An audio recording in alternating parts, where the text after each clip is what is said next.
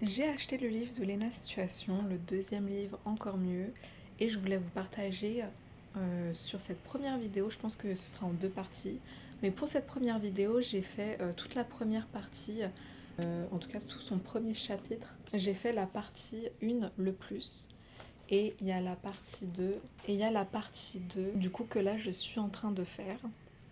Mais du coup, toute la première partie, je vais vous dire un peu déjà ce que j'ai retenu, est-ce que ça m'a aidé de parler un peu de tout ça, de vous partager du coup les tips qu'il y a dans son livre qu'on peut appliquer et voir ça ensemble. Dans un premier temps, ce qui est intéressant, et c'est au début du livre, on a vraiment une partie où on va apprendre à se connaître et ça permet de remettre un peu le niveau à zéro et de faire une introspection sur soi-même.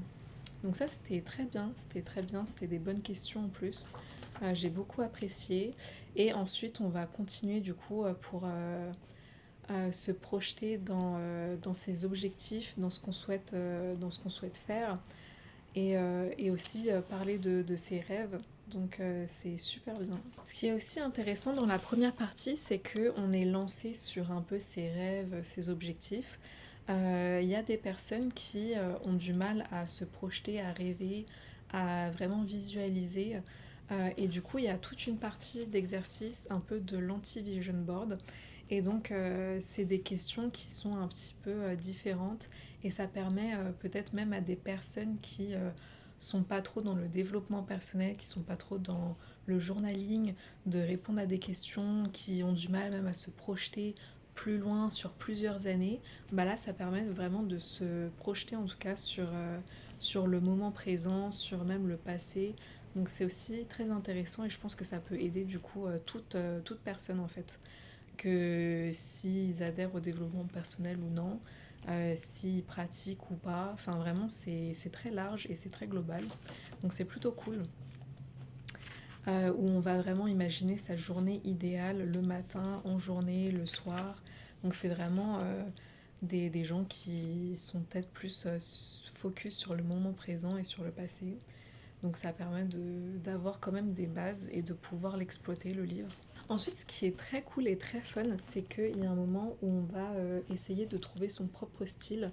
Léna, elle explique que souvent, en travaillant avec des marques, en collaborant avec des gens qui sont autour d'elle, bah, des fois, elle peut pas vraiment choisir le style qu'elle veut et elle s'en rend pas forcément compte. Mais donc, du coup, c'était intéressant. On a fait comment dire, une mise au point sur son propre style, sur ce qu'on aime et tout, parce que aussi dans la fast fashion et dans la mode, on est aussi très entraîné par les tendances et du coup on a du mal à trouver son propre style finalement. Donc c'était super sympa à faire. Ce qui est aussi intéressant de lire, c'est qu'elle va nous expliquer ses nouvelles habitudes. Elle va aussi expliquer la mémoire, comme quoi qu'on a une mémoire de travail et aussi une mémoire à long terme. Ça permet aussi du coup de mieux se connaître, de se récompenser aussi, enfin vraiment de tenir le rythme. Voilà. En plus de ça, ce que j'avais noté, c'est que sur la page 81, je vous mettrai une photo, c'était intéressant parce que moi ça m'avait parlé. Elle disait qu'elle est du coup auto-entrepreneuse et du coup son planning c'est un peu elle qui le construit, c'est un peu elle qui décide quand elle travaille pas. Et du coup, c'est une très très grande liberté, mais du coup, ça demande une responsabilité, une constance. Parce que du coup, il n'y a personne qui va fixer les horaires, il y a personne qui est là pour te dire, bah là, il faut travailler, il y a des deadlines, le travail, il est attendu à tel moment. Donc on n'est pas trop, on n'a pas trop de rythme et de cadre. Et du coup, il y a un risque, c'est qu'on va du coup beaucoup s'éparpiller, aussi beaucoup s'épuiser. Et ça, c'est vrai. Donc c'est pour ça qu'elle nous parlait de connaître son rythme de travail et que du coup, il y a autant de personnes qui sont productifs le matin, autant il y en a, c'est le soir, genre la nuit, qui sont productifs. Donc voilà. Et aussi, ce qui est très cool, et c'est pour ça que j'ai appliqué une nouvelle habitude pour cette année, c'est que elle disait qu'il fallait créer un peu ses propres sanctuaires. Et donc du coup, en connaissant un peu ces sanctuaires, ces moments où on peut être calme, posé, où on a un moment fait pour soi, ça peut passer par écouter de la musique, ça peut passer par du coup se lever un peu plus tôt et aller se balader, du coup pour après travailler. En fait, c'est vraiment avoir un moment, genre 30 minutes, 1 heure ou même 10 minutes, où on peut se poser et peut-être voilà, méditer, marcher, écouter de la musique, vraiment avoir ce moment pour soi. On a du coup une page qui est totalement dédiée où on peut écrire du coup, où on peut noter un peu nos sanctuaires à nous et donc noter du coup les endroits, les objets et les moments où on va vraiment se sentir tranquille et voir ce qui nous apaise et ce qui nous recharge. Ça peut être du coup un moment dans la semaine pour se retrouver. Voilà, ça peut être sur une journée, ça peut être enfin, vraiment sur un moment. Ensuite, elle va aussi parler de, elle va aussi parler de l'anxiété. Elle va du coup parler de la flemme sur le chapitre 4, ce qui est aussi intéressant à lire. Comme quoi, on a 2 types de flemme aussi. Et du coup, on va procrastiner quoi. Donc c'est aussi intéressant. C'est du coup, moi, ce que ça m'avait donné comme astuce et comme technique sur la page 94 et 95, c'est vraiment essayer la méthode de la tomate. C'est la méthode Pomodoro, c'est italien. Bref, oula. Mais en tout cas, c'est la méthode Pomodoro. Et en gros, c'est on va travailler par exemple pendant 30 minutes et ensuite on a 5-10 minutes de pause. Ou alors on peut travailler 15 minutes ou alors on peut travailler 25 minutes où on est vraiment focus, où on a vraiment un timer qui est à côté et ensuite on a 5 minutes, 10 minutes de pause. Et sur YouTube, vous avez plein de playlists de personnes, enfin de gens qui mettent des vidéos très longues.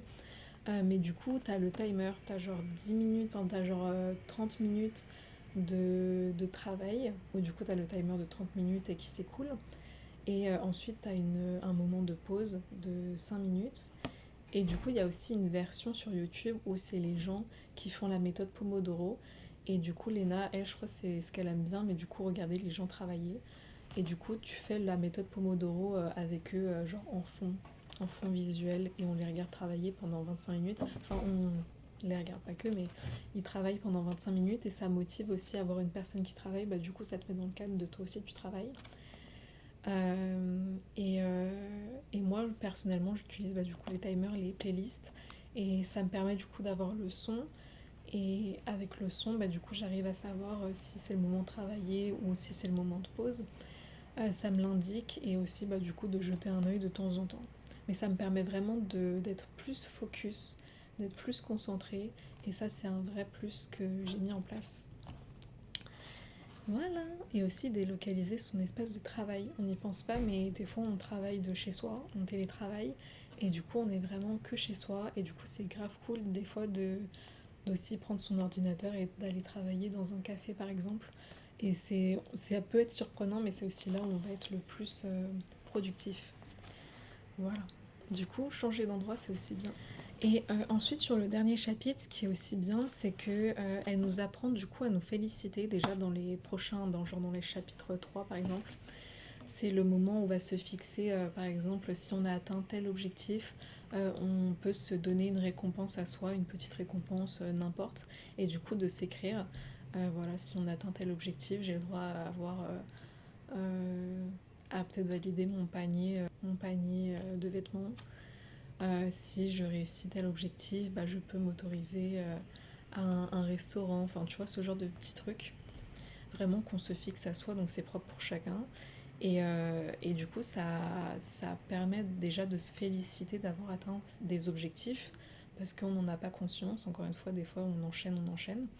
Et sur le dernier chapitre, il y a un petit moment où on apprend à être fier de soi-même et où on va noter du coup ce sur quoi on a été fier et aussi comment on sait qu'on a réussi selon nous. Donc c'est bien d'avoir cette reconnaissance envers soi et de se le dire et de se l'écrire. Ça permet de se rendre compte, de réaliser. Donc c'est assez chouette. Ensuite, du coup, c'est la fin de la première partie du livre Encore mieux. Là, je vais essayer de faire la deuxième partie et j'en ferai peut-être une vidéo parce que j'aime bien finalement noter les choses que j'apprends. Par exemple, la méthode Pomodoro, c'est celle que j'utilise le plus au quotidien. Enfin, c'est des trucs qui m'aident vraiment. Comme quoi, on peut toujours en apprendre plus. et pratiquer de nouvelles habitudes que ce livre me transmet. Et c'est aussi bien de pouvoir écrire parce que du coup c'est interactif et j'adore avoir ce petit moment avec moi-même où je me pose et je fais du journaling où j'écris. Donc c'est très cool comme exercice. En tout cas de le faire de temps en temps c'est bien. Donc voilà, j'apprécie le livre. C'est un peu les essentiels, un peu les clés que j'apprends. Si vous avez aimé cette vidéo, du coup, n'hésitez pas à la liker. On se retrouvera pour une deuxième partie. Je vous recommande. Ciao, ciao!